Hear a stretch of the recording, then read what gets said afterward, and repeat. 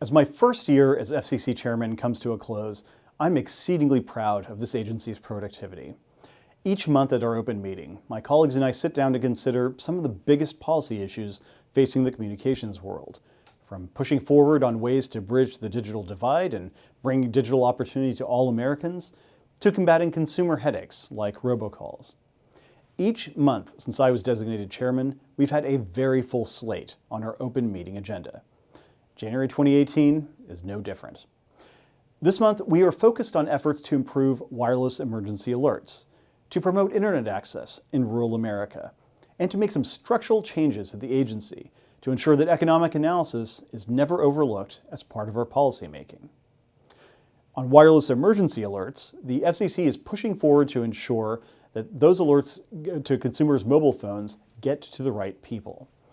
During the recent wildfires in California, we heard reports of the effective use of emergency alerts sent to mobile phones. And this is great news. It means we're making progress. But we have more work to do. Today's technology allows us to do better, and so we must. And that's why the FCC is working to improve wireless emergency alerts. We want to ensure the alert messages go only to the people who need them. To that end, we want to see improved location targeting. This will make it less likely that consumers will tune them out or turn them off, and more likely that local public safety officials will have confidence in sending wireless alerts. The more geographically targeted wireless emergency alerts are, the more we ensure that they are relevant to the consumers who receive them, and the more we promote public confidence in the alerting system. This will be a key matter at our monthly meeting on January 30th. We'll also take a key step in bridging the digital divide through the upcoming Connect America Fund auction. We're taking steps to invest up to $2 billion over the next decade to bring broadband to unserved parts of rural America. This month, we're taking the final steps to ensure that this auction gets off the ground later this year to help ensure that Americans are connected once and for all. Now, also on this month's meeting agenda, the FCC is planning to establish an Office of Economics and Analytics.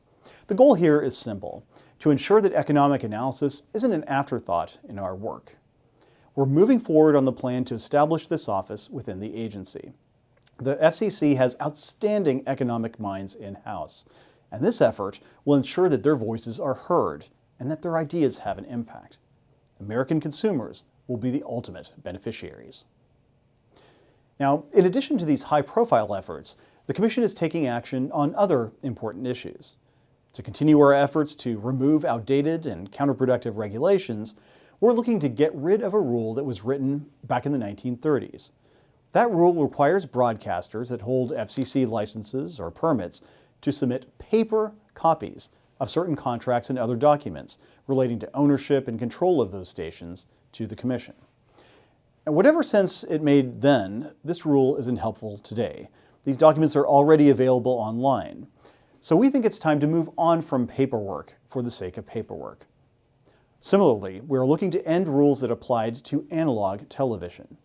The U.S. already made a full transition to digital broadcast signals almost a decade ago, so these analog rules are simply unnecessary. It's just good government to get them off the books. We'll also be considering an enforcement action, but I can't talk about that unless and until my colleagues and I have voted on it. Them's the rules. So, it's another busy month at the FCC. I look forward to meeting with my fellow commissioners on January 30th to vote on these important matters. Happy 2018.